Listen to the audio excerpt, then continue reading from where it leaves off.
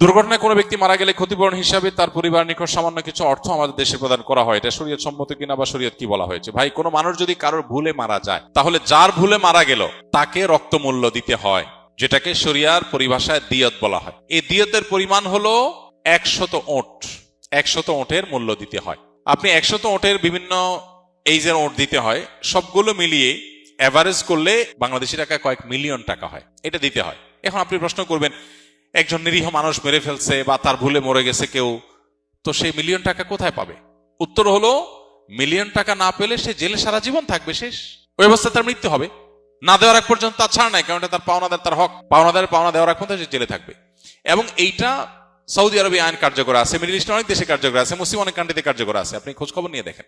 শুধু সেটাই না, যেন এই ধরনের শাস্তির ফলে এই অপরাধের প্রবণতা বা এরকম ভুল ভ্রান্তির প্রবণতা বা পরিমাণ যেন কমে আসে, সেজন্য এই টাকা পরিশোধের ক্ষেত্রে দায় অন্যদের, অর্থাৎ অন্যদের বলতে যেই ব্যক্তি দোষী তার সংশ্লিষ্ট অন্যদেরকেও বাধ্য করা হয়। এটাকে আকেলা বলা হয় শরিয়ার পরিভাষায়।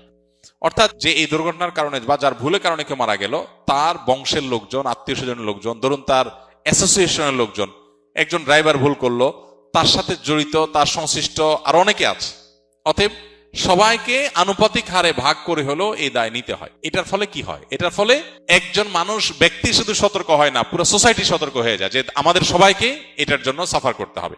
এখন শরিয়ার এই কঠিন শাস্তি, এটা যদি কার্যকর হয়, বাস্তবায়ন হয়, তাহলে দেখবেন ভুলে মানুষ মেরে ফেলা, সরি বলে শেষ করে ফেলা, এই প্রবণতা আমাদের সাথে থাকবে না। বেশ বোধহয় বছর 2 আগে একটা ঘটনা ঘটেছিল যে কারোর বাসার উপরে টব বা ইট এরকম কিছু রাখা ছিল সাইডে রেলিং এর পাশে, ওইটা পড়ে নিচে এক ভদ্রলোক বা এক ভদ্র মহিলা মারা গেছেন, সম্ভবত হিন্দু ছিলেন উনি। এই যে একটা লোক মারা গেলেন, একটা মানুষের জীবন এতটাই মূল্যহীন, তিনি আপনার ছাদ থেকে পড়ে কিছু পড়ে তিনি মারা যাবেন আর আপনি আফসোস করে শেষ করে দিবেন, শেষ।